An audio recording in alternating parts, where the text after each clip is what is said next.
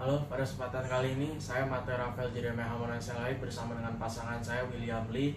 Saya absen 24 dan pasangan saya absen 33 akan melakukan sebuah presentasi tentang EBT dan pemanasan global dan hal-hal yang akan kita bahas. Pertama, saya akan jelaskan bagiannya saya. Pertama adalah analisis dari pemanasan global. Jadi terdapat 4 hal yang telah kita ketahui. Pertama adalah suhu rata-rata global telah meningkat sekitar 0,85 derajat Celcius dari abad ke-19. Kedua, lapisan es di kutub sudah mulai mencair serta menyebabkan kenaikan permukaan laut hingga 19 cm. Lalu frekuensi cuaca ekstrim seperti badai, kekeringan, dan juga banjir meningkat secara signifikan di seluruh sudut bumi. Terakhir, konsentrasi karbon dioksida atau CO2 telah melampaui 400 ppm, angka tertinggi dalam 800.000 tahun terakhir. Kedua adalah solusi dan upaya penanggulangan pemanasan global ini.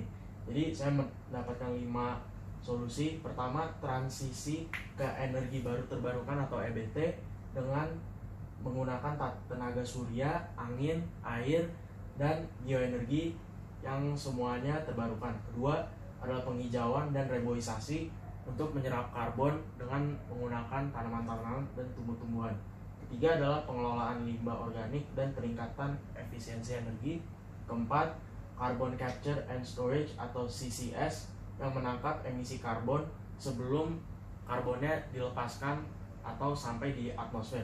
Yang terakhir adalah smart grid, sistem jaringan listrik cerdas yang mendukung penggunaan EBT serta efisiensinya. Selanjutnya adalah mekanisme pemanasan global.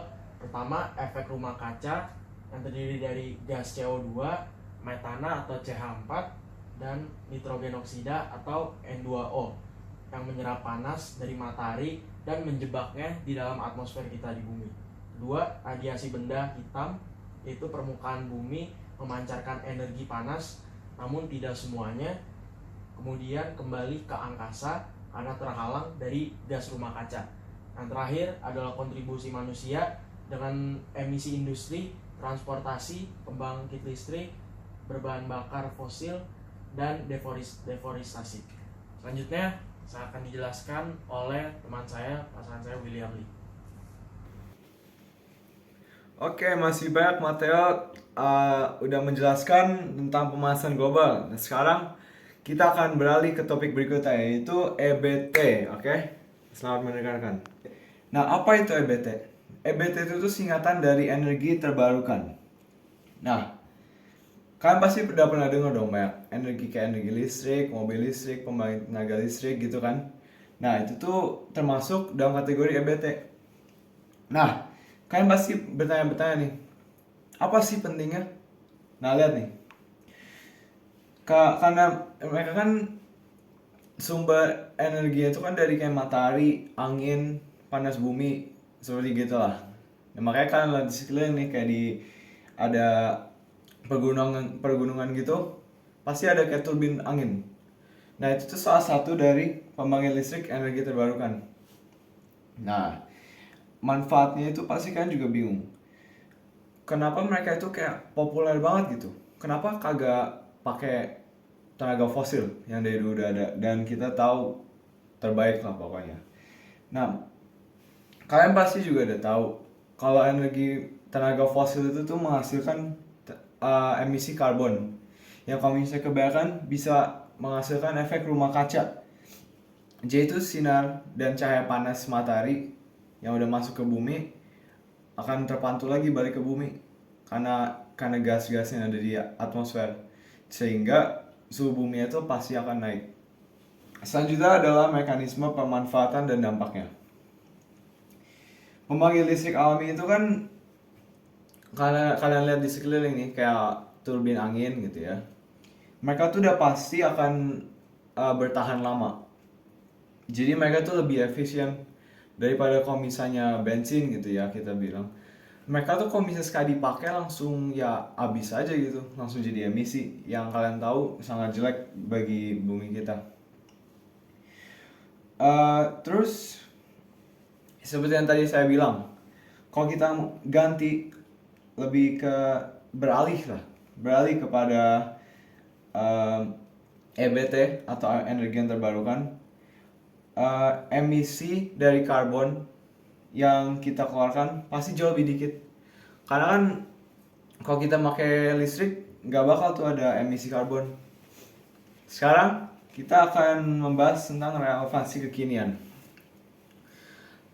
Kalau kalian ke pantai nih, misalnya di Bali lah ya, atau di mana gitu, pasti kalian pernah lihat ada kapal tanker, ya kan? Nah itu sendiri udah bisa ngeluarin banyak banget emisi karbon, apalagi ditambahin sama minyaknya yang di dalam yang nanti dibakar. Pasti kan banyak banget. Nah kalau misalnya kalian beralih ke mobil listrik misalnya, pasti tuh permintaan minyaknya tuh jauh lebih dikit, dan sehingga tuh impor seperti kayak gitu tidak perlu dilakukan lagi. Nah dengan kalian beralih ke mobil listrik, eh, negara kita nggak perlu mengeluarkan biaya terlalu banyak untuk mengimpor minyak dari negara-negara lain. Misalnya karena kita sudah punya materinya, udah punya materialnya untuk membangun turbin angin atau hal yang lain-lainnya yang terkait dengan EBT. Nah, keadaan geografis di Indonesia dia tuh juga mendukung, justru sangat mendukung sekali. Karena lihat aja, Indonesia tuh begitu luasnya dengan kontur datarannya yang beda lah, unik. Jadi tuh kita ada dataran tinggi, ada dataran rendah. Dan kalau kalian tahu, turbin angin itu kan perlu angin, udah pasti dong dari namanya. Nah jadi angin itu hanya bisa ada banyak di dataran yang lebih tinggi, dan Indonesia ada banyak. Ya jadi itu jelas lebih efektif dong. Kita ada materialnya buat membangun, terus kita juga ada tempatnya untuk ditaruh, untuk dibangun gitu. Jadi tuh EBT itu tuh menjadi salah satu solusi yang terbaik untuk mengurangi pemanasan global. Saya kira itu aja dari kami. Saya William, dan tadi teman saya sebelumnya adalah Matteo. Terima kasih telah menonton video kami.